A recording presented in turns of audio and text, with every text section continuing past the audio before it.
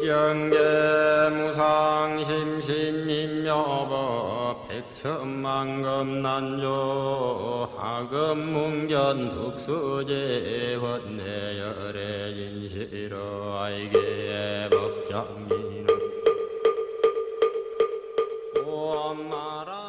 2. 교화활동. 보리수 아래서 지혜의 눈을 뜬 부처님께서는 하루도 쉬지 않고 여기저기 다니면서 지혜롭게 사는 길을 말씀하셨다. 부처님께서 설법하실 때마다 부처님을 따라 출가하는 사람의 수는 점점 늘어갔다. 그리고 출가할 수 없는 처지에 놓인 사람들은 부처님을 믿는 신도가 되었다.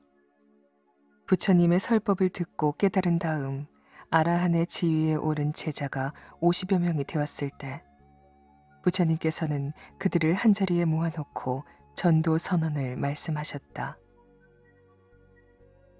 수행자들이여, 세상을 불쌍히 여기는 마음을 가져라. 신과 인간의 이익과 번영과 행복을 위해서 길을 떠나라. 둘이 가지 말고 홀로 가라. 수행자들이여, 처음도 아름답고 중간도 아름답고 마지막도 아름다우며 말과 내용을 갖춘 가르침을 설해라. 완전히 이루어지고 두루 청정한 삶을 널리 알려라. 이와 같이 하여 부처님의 가르침을 이 세상에 널리 펴 중생을 괴로움에서 구제하는 교화 활동이 시작되었다. 제자들을 떠나보내기 전에 부처님께서 다음과 같이 덧붙여 말씀했다.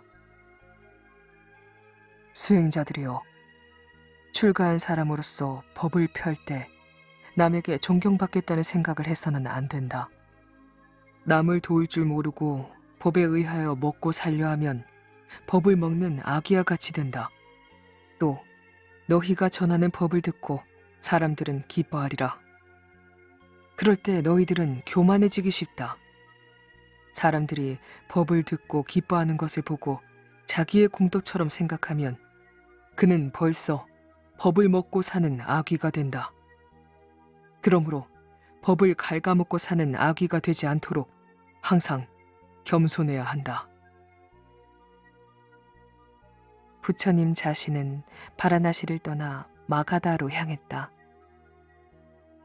길을 가던 도중 길가에서 깊이 들어간 숲속의 한 나무 아래서 잠시 좌선을 할 때였다.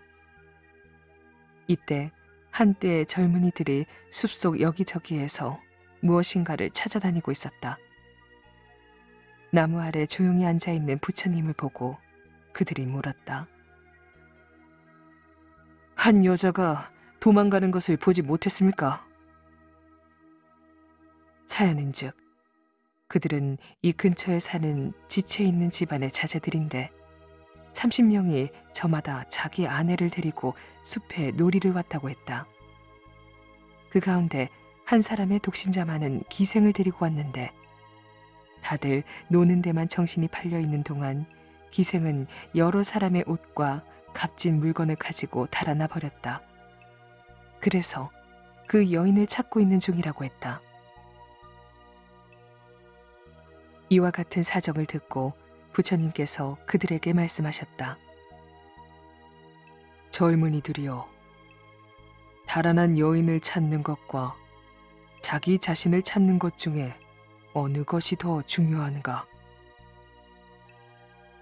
놀이에 팔려 자기 자신을 잊어버리고 여인을 찾아 헤매던 그들은 부처님 말씀을 듣고 제정신으로 돌아왔다. 자기 자신을 찾는 일이 더 중요합니다. 그럼 다들 거기 앉아라.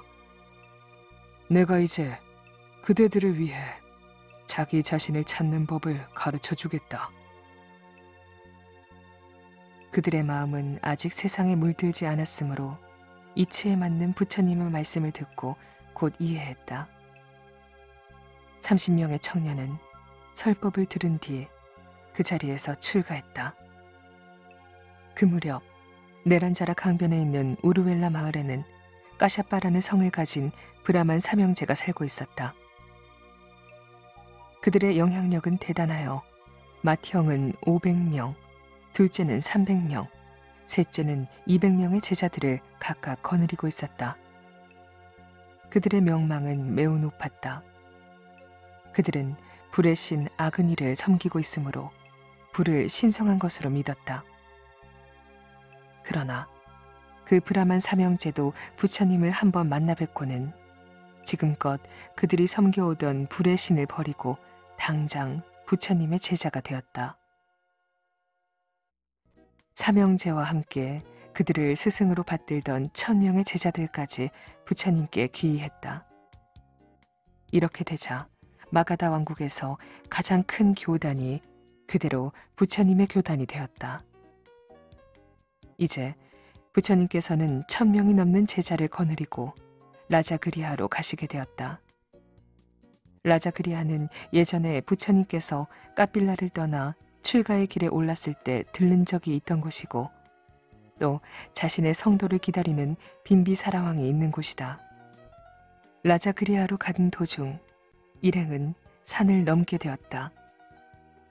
산 위에 올라섰을 때 부처님께서는 1000명의 제자들을 향해 설법을 하셨다.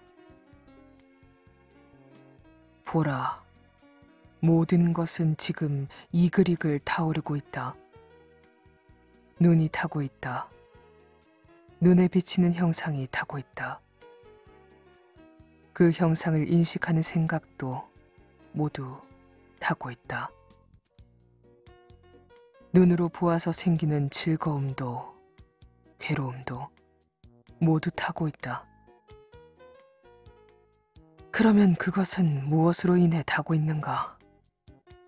탐욕의 불, 성냄의 불, 어리석음의 불로 인해 타고 있는 것이다.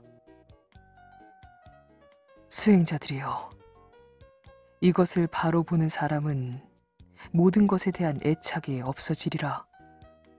애착이 없어지면 그는 영원한 안락을 누릴 것이다.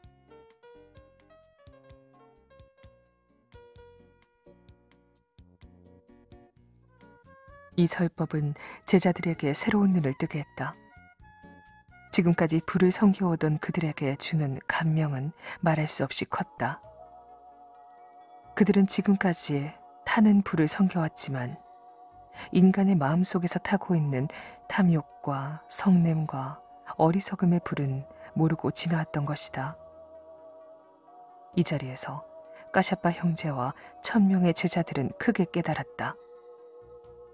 탐욕, 성냄, 어리석음, 이 세 가지는 부처님께서 사람들에게 늘 경계하라고 이르신 세 가지의 해악이었다.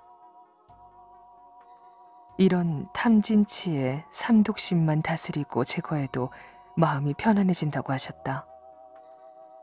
욕심내고 화내고 어리석은 마음을 불길에 비유해서 말씀해 주시니 그것이 얼마나 위험한 것인지를 실감나게 알게 되었다. 삼독의 불길을 사그라뜨리는 부처님의 말씀은 마치 거대한 나무 그늘처럼 제자들의 마음을 시원하게 해주었다. 욕심내지 마라. 화내지 마라. 어리석은 일을 하지 마라. 매일매일 매 순간 생각하고 말로 하고 실천하라. 꼭 그렇게 하라. 수행자는 물론이요, 배우지 않은 사람도 쉽게 할 수 있느니라. 부처님과 그 일행이 라자그리아로 오신다는 소문은 빈비사라 왕에게까지 알려졌다. 왕은 곧 신하들을 데리고 부처님을 영접하러 성 밖으로 나갔다. 부처님의 모습을 보자 왕은 부처님 발 앞에 엎드려 절했다. 부처님께서는 빈비사라 왕과 다시 만나게 된 인연에 감회가 깊었다. 왕과 신하들을 위해 어떻게 하는 것이 나라를 잘 다스리는 길인가를 말씀하셨다. 부처님의 설법을 듣고 난 빈비사라왕은 갑자기 자기 눈이 열리는 듯한 큰 감동을 받았다. 왕은 그 자리에서 자기의 심정을 이렇게 고백했다. 내가 아직 태자로 있을 때 나에게는 5가지 소원이 있었습니다. 첫째는 왕위에 오르는 것, 둘째는 나의 영토에 부처님께서 오시는 것, 셋째는 내가 그 부처님을 섬기는 것, 넷째는 부처님께서 내게 설법해 주실 것, 다섯째는 부처님의 설법을 듣고 깨달을 수 있었으면 하는 것들이었습니다. 오늘 부처님께서 이 나라에 오셨으니 이제는 그 5가지 소원이 모두 이루어졌습니다. 나는 오늘부터 부처님께 귀의하겠습니다.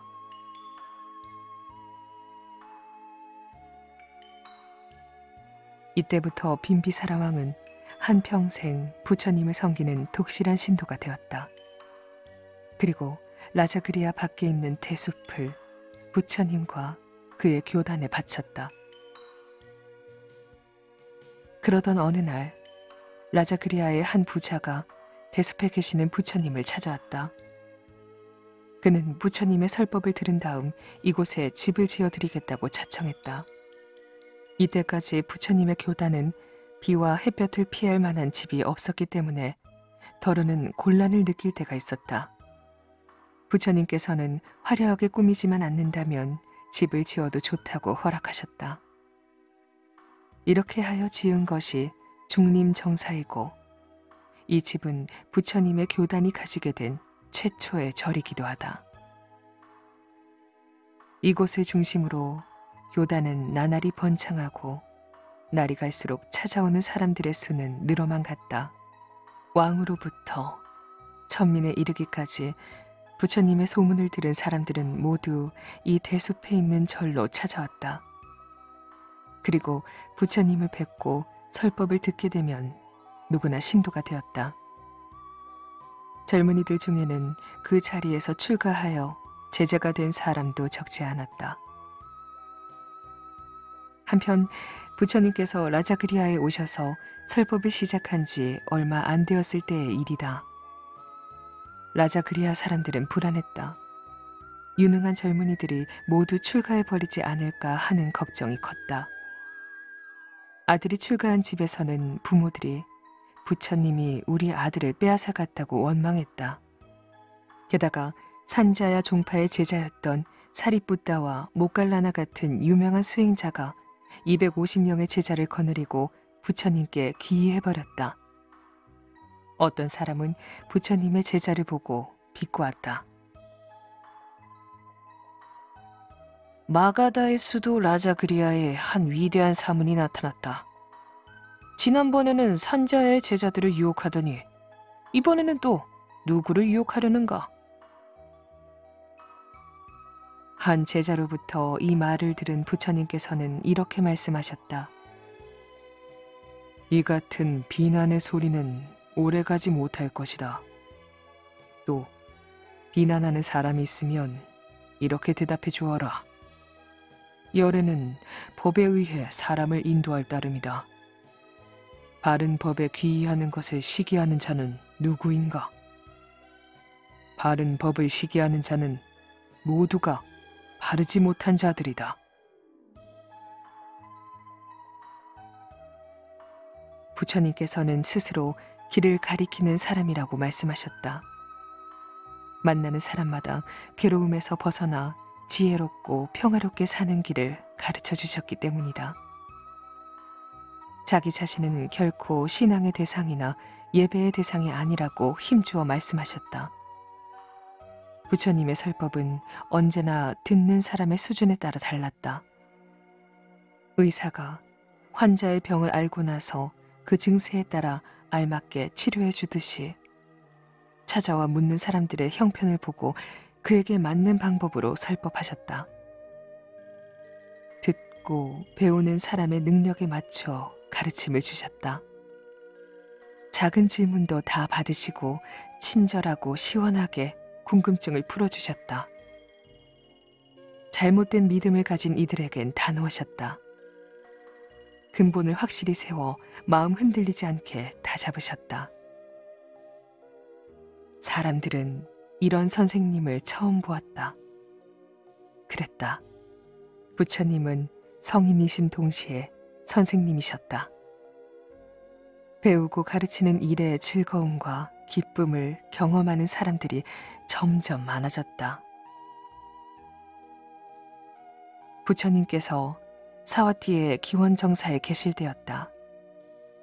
3대 독자를 잃어버린 한 과부는 비탄에 빠져 먹지도 자지도 않고 울기만 했다. 어느 날 부처님을 찾아와 자신의 슬픔을 하소연했다. 부처님, 저는 유복자를 잃고 살아갈 용기마저 잃었습니다. 저에게 이 슬픔에서 벗어날 길을 가르쳐 주십시오. 가만히 듣고 계시던 부처님께서는 이렇게 말씀하셨다. 가엾은 여인이여, 내게 한 가지 방법이 있소. 지금 곧 가서 사람이 죽은 일이 없는 집을 7군데 찾아내어 쌀 한 움큼씩만 얻어오시오. 그러면 내가 그 슬픔에서 벗어나는 길을 가르쳐 주리라. 과부는 바삐 마을로 쌀을 얻으러 나갔다. 며칠이 지난 뒤 그 과부는 한 움큼의 쌀도 얻지 못한 채 맥이 빠져 부처님께로 돌아왔다. 부처님께서 물으셨다. 사람이 죽지 않은 집이 있었습니까? 그제야 과부는 부처님께서 하신 말씀의 깊은 뜻을 스스로 알아차리게 되었다. 부처님을 쳐다보는 과부의 얼굴에는 어느새 슬픔의 그림자가 사라졌다. 불보냉 집경, 가섭 사명 제품 외